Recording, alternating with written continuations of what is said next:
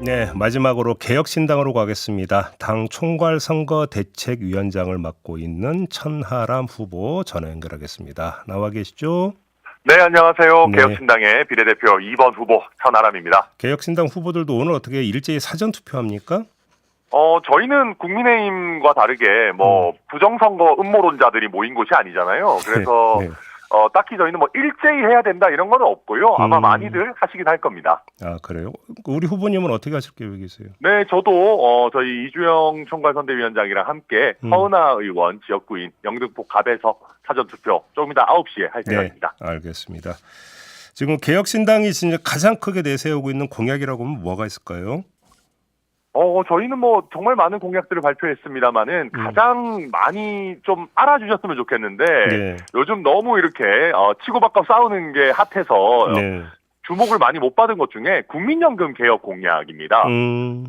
그러니까 사실 지금 국민연금이 고갈될 위기고 이러다가 진짜 미래 세대들이 연금 내다가 다들 굶어 죽겠다라고 하는 판인데 대통령도 연금 개혁 노래를 부르시더니 손을 놨어요. 제가 봤을 때는 네네. 용기도 없고 그래서 저희 개혁신당이 가장 용기 있고 소신 있게 연금을 구연금과 신연금으로 좀 분리를 해서 지속 가능한 모델로 KDI 모델로 바꿔보자라고 하는 아주 소신 있는 그런 공약 내고 있습니다. 알겠습니다. 지금 그 선거 구도를 보면 정권 심판 대 2조 심판, 두 개의 심판론이 맞부딪히고 있는 상황인데 네, 사실 그 윤석열 정부 심판은 개혁신당의 기조이기도 하잖아요.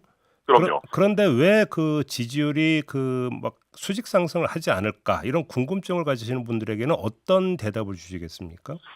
두 가지 요인이 있는 것 같습니다. 첫 번째는 저희가 내부적으로 많이 부족했습니다. 저희가 개혁신당이라고 내세웠는데 좀 수권 정당 교섭단체 만들어 보겠다고 무리하게 현역 의원 이삭죽기라든지 또 이낙연 대표와의 통합을 추진하고 또 결렬되는 과정에서 좀 기성정치랑 비슷한 거 아니냐는 실망감을 드렸던 것 같습니다. 그래서 저희가 다시 초심으로 돌아가서 선명한 개혁 야당으로서 저희가 정체성을 보여드리려고 하고 있고요. 네. 또 두 번째로 저희는 가능하면 미래 정책 선거 이런 것들 해보고 싶었는데 그것보다는 이번에는 선명한 정권 심판이 더 시대 정신에 맞는 선거였다고 보고요. 네. 그래서 저희도 최근에는 윤석열 정권을 누구보다 권력이 셀 때부터 정말 견제해오고 싸워왔고 그런 소신 있는 젊은 정치인들 이준석 대표를 필두로 모여있다 이런 점 어필하고 있습니다.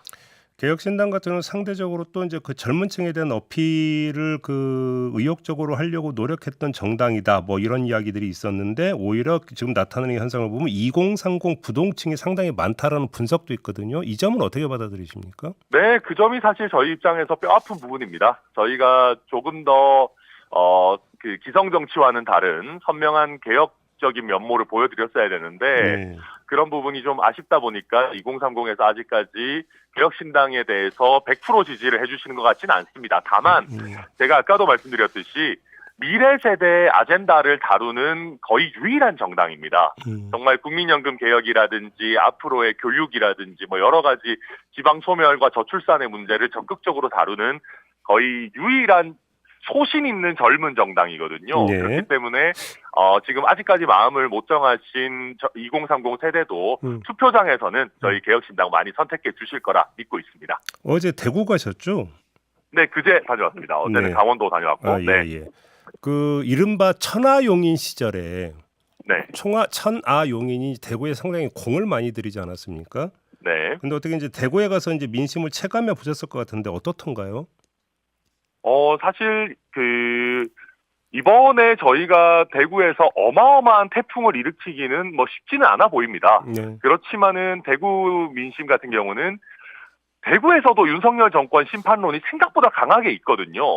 그런데 동시에 이재명 대표의 민주당은 못 찍겠다라고 하시는 분들이 적지 않습니다. 네. 그래서 저희가 기존에 기대한 정도는 아니더라도 대구에서도 저희 후보들뿐만 아니라 네. 저희 정당 득표에서도 꽤 괜찮은 모습 보일 수 있을 것 같다 기대합니다. 지금 실제로 지금 단계에서 개혁신당이 목표로 하는 의석수 득표율은 어떻게 됩니까?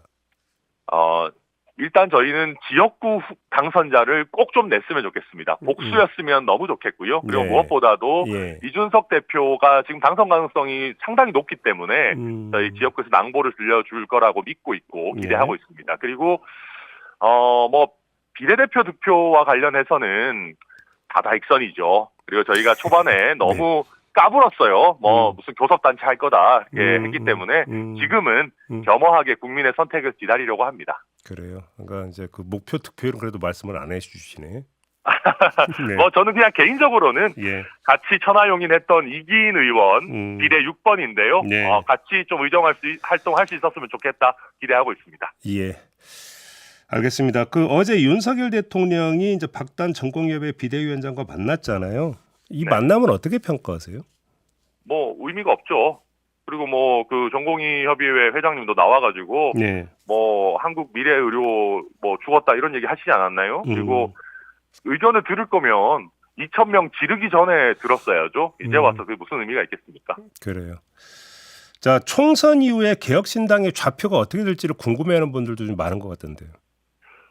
네, 사실은 저희야 뭐 선명한 야당으로서 정체성을 꾸준히 지켜나가려고 하고요. 네. 특히 최근에 이제 한동훈 위원장 그런 얘기 하셨잖아요. 뭐 정치를 뭐같이 이 표현을 직접 쓰기는 좀 그래서 하는 네네. 사람이 문제다 하셨는데 예.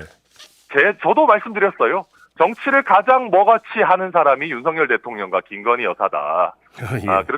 그렇기 때문에 저희는 뭐 여러 어떤 최상병 특검뿐만 아니라 김건희 여사 특검이라든지 여러 정권의 비리나 은폐 의혹들을 밝혀내는 일에 적극적으로 함께할 생각입니다. 자, 그러면 예를 들어서 지금 뭐 그 김건희 특검법 외에 또 한동훈 특검법 발의하겠다 이런 목소리도 나오고 있는 상황 아니겠습니까? 네. 만약에 개혁신당이 원내에 진출한다면 그 문제에 대해서는 그러니까 당 입장을 어떻게 견지하는 게 맞다고 생각하십니까?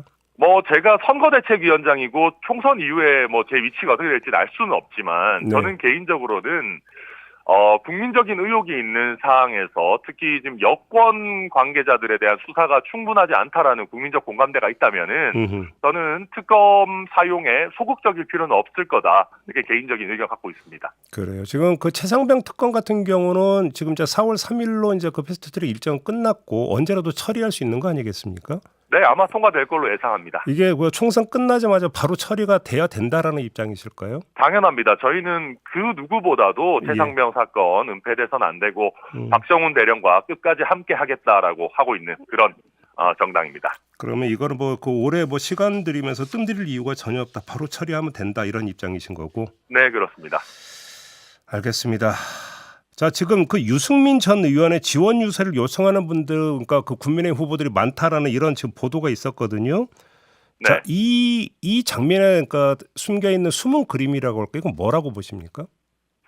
뭐 그냥 조금이라도 그러니까 중도층 표가 그만큼 안 온다는 거겠죠.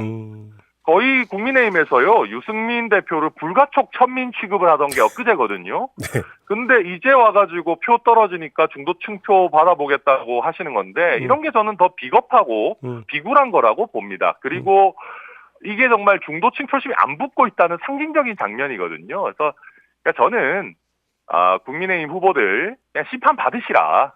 이미 늦었어요. 그리고 이미 윤석열 정부에 쓴소리해서 그 정권의 어떤 방향성을 바꾸기에는 이미 늦었고 정권 심판 받아야 될 때입니다. 그래서 알겠습니다. 꼼수 쓰지 마시고 예. 정권 심판 받으시라 말씀드리겠습니다. 이준석 그 대표 출마한 동탄 지역의 지금 민심은 어떻게 읽고 계세요? 네, 지금 저희가 계획했던 대로 아주 잘 가고 있습니다. 계획 이상으로 잘 가고 있는데 저희가 출발을 이준석 대표 한 15% 정도로 해서 블랙아웃 되기 전에 한 자릿수 격차로 줄인다면은 저희 충분히 승산이 있지 않겠나 하고 있는데 저희 기대에 딱 맞는 또 여론조사가 마지막으로 나왔습니다. 저희 그 YTN 의뢰로 엠브레인 퍼블릭이 2일과 3일 화성을 유권자 500명을 대상으로 조사한 조사인데요. 이 조사를 보면은 공영훈 40, 이준석 31, 그리고 한정민 14 정도로 나왔고, 없음 모름도 알겠습니다. 13% 정도 됩니다. 이 알겠습니다. 없음 모름 또 한정민 후보 사표 저희 많이 흡수한다면은 저는 이준석 대표 반드시 당선될 거다 알겠습니다. 기대하고 있습니다. 자세한 내용은 중앙선거 여론조사 심의위원회 홈페이지 참고하시고요. 시간이 다 됐는데 짧게 유권자에게 꼭 전하고 싶은 말씀 짧게 말씀해 주신다면. 네, 저희 개혁신당은 소신 있는 젊은 정치인들이 모여 있는 개혁 정당입니다. 알겠습니다.